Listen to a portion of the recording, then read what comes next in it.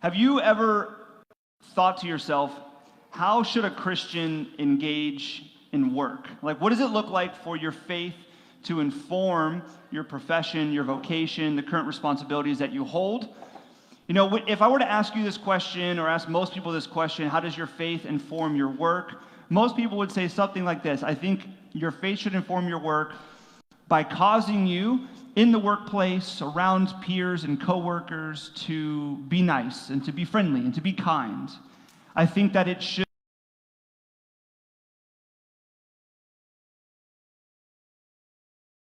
practices that would be unethical. I think that what it means to be a Christian in the workplace would mean that you should maybe let people know that you're a Christian and that you go to church and invite them to church, that you should probably not engage in the office gossip. All these things are good and all these things are true, and I think actually all these things should actually be a product of your faith. But the question is that it? When you think about what it means to be a Christian in your work and how your faith should inform your work or the current responsibilities you've been called into, is it simply just behavior modification? Refraining from things, engaging in things, saying certain things, or is there more? And tonight, in week 4 of our new series, well, it's not new anymore because it's 4 weeks in, but it feels new, even though it's going to be wrapping up in 2 weeks. The series, The Good Life, we're going through this letter to a church in the city of Thessalonica, and we're going to be discussing work, because Paul, as he has been moving through this text, he's been looking on a macro level, and he's been getting micro these last 2 weeks. Last week, he talked about sexual immorality, and this week, he's going to talk about work. And this is a really important much time thinking about work. Friday, many of us spend Monday through Saturday, sometimes Sunday morning, working, and we're thinking about it, we're stressed about it, we're engaged in it. It takes up so much of our week. It really is a centerpiece of our lives. And it's becoming even more evident by all the new professions and mediums and resources rising up to help us with our work, right? To make us more efficient, more productive, to enable us to grow in our work, to enable us to cope.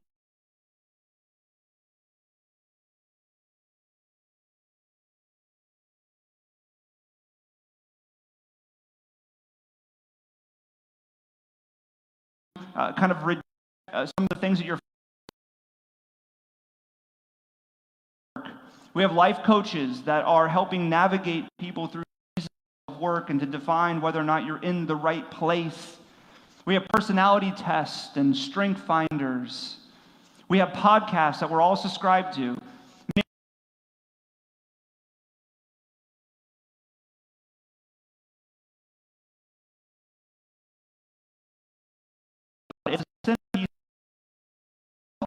Books, to life coaches, to personality tests and strength finders and podcasts. These are all good things. They're helpful. There's nothing wrong with them, but they're telling, right? So much of our life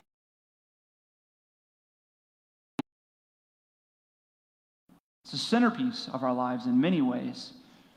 It used to be a little bit different. Work used to be, back in the good old days, right? You worked in order to enjoy the fruit, order to provide for your family and to open up an opportunity for your kids to have a better future. You would work in order to go on vacation and to travel and to experience new cultures. You would work in order to retire early and to spend many, many years with your spouse enjoying creation and relationships. And see, we still want those things, right? We're still working, and we want to be able to provide for our family. We want to be able to provide for our children a better future. We want to be able to travel and experience new cultures, and now it's easier than it has ever been to go across the world. There's a new flight that's like 14,000 years in the air, I think is what it said. It's like 18 hours in the air. Can you imagine? We can connect with the world. We desire those things. We are imagining that. But work is no longer just a means to an end culturally. Work is now an end in itself. Work is the end. And you hear it in the way or the things that work. It's more about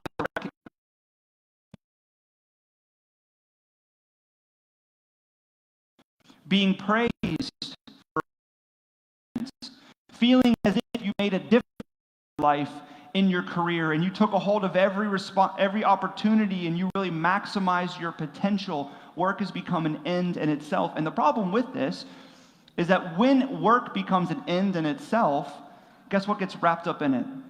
Your identity, your sense of value, your self-worth. And when this becomes defined by your work, it becomes really dangerous. And here's two ways it becomes really dangerous. One, if you're successful. Some of you here you would say, I'm on a successful track in my career. The current responsibilities I've been given, I've been achieving goals, I've been reaching some dreams, or I feel like they're right there on the horizon. I'm really excited about what's happening in my career and what the future holds. But when work is an end in itself, and when your identity and your self-worth and your value are wrapped up in become successful and reach certain goals, guess what happens? You just make new goals. There's something else to achieve. There's more recognition to receive. You like when people praise you and tell you how successful and good you are. And then what begins to happen is you look at other people in your life, relationships and other things that you value, and you are willing to sacrifice them on the altar of work. You may even boast about how you're a slave to it. The flip side as well, right? You are wrapped up in your work. If you're struggling in your career, or if you feel as if you're failing in some way, well, now you're a failure, right? If you lose your job, you've now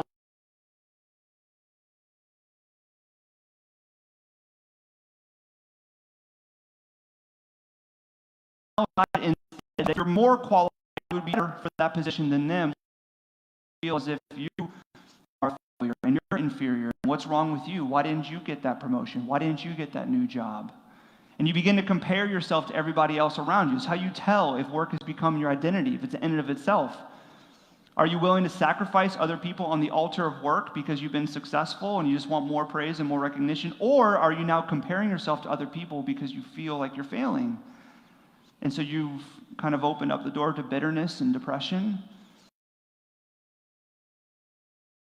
First job on my own, going to interviews, had a dream job, shot for the stars, Circuit City.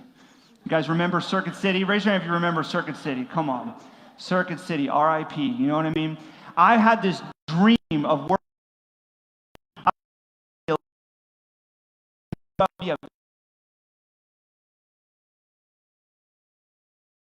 To play video games, I still play them, but we won't talk about that. But I wanted to be I could move product. I had this just picture, this dream. Someone coming in, I'm just looking for a new TV. Oh, let me help you out with that. Let me tell you about these TVs. Let me tell you about these sound systems.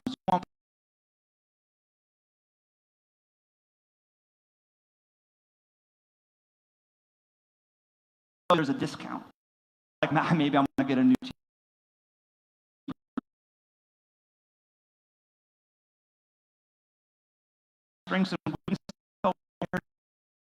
And I walked out of that interview and I'm like, I crushed it. Like, I crushed it. First interview, easy, done. Why was I nervous? So I go home, I'm waiting, I'm going to get the call. They're going to say, Carter, they're probably going to call me Mr. Brown because they know that they need me in the electronics section at Circuit City. So I'm waiting a day. I don't get a phone call. I'm like, okay, place burned down. Someone stole the papers. I don't know why they haven't called me yet. So I called them. Hey, this is Carter.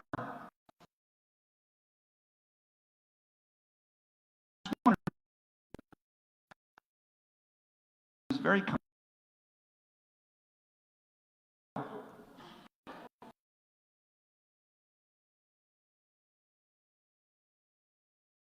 perfect. I'm honest. I was crushed. Job. That's what I wanted to do. I was going to make money. I was going to engage in this area, in this department. I thought I would be so good at it. And then I talked to my friends, and my friends were getting jobs. One of my friends got a job at Best Buy. One of my other friends got a job at Circuit City up north. One of my other friends got a job at GameStop, and I didn't even apply to GameStop because if you're going to work at GameStop, you got to have a video game tattoo on your arm. So I didn't even apply there, and he didn't have a tattoo, and he got in there. And I was like, man, what's wrong with me? Am I a failure? Am I inferior? Why didn't I get the job? So I boycotted Circuit City, and look at them now. You know what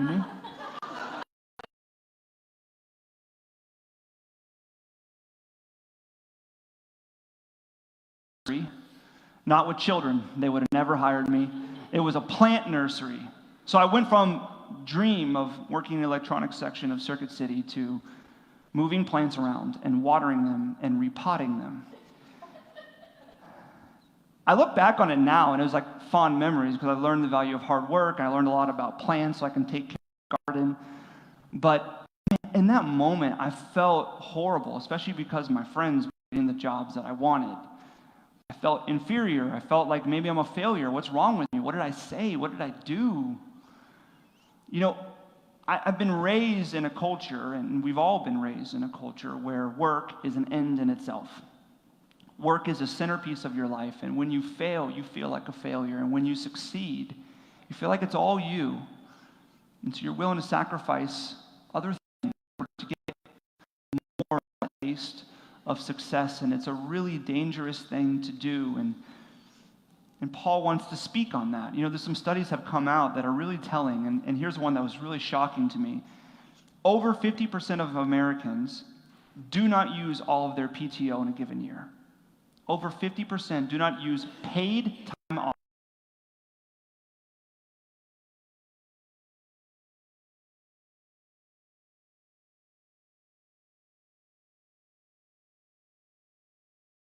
A couple weeks, you say, hi, hey, how's it going? Crazy busy. Like, it's good, but I'm really busy right now. Yeah. Why do we say that? We say that because we may be busy. We're wanting to project to other people that we're doing something that matters, that we're busy, like we're hustling, we're grinding, because I have value then, right? I have value.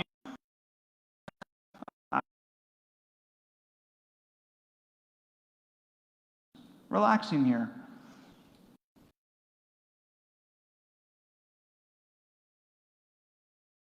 In our work. And it's not where it should be. And your sense of value has to do with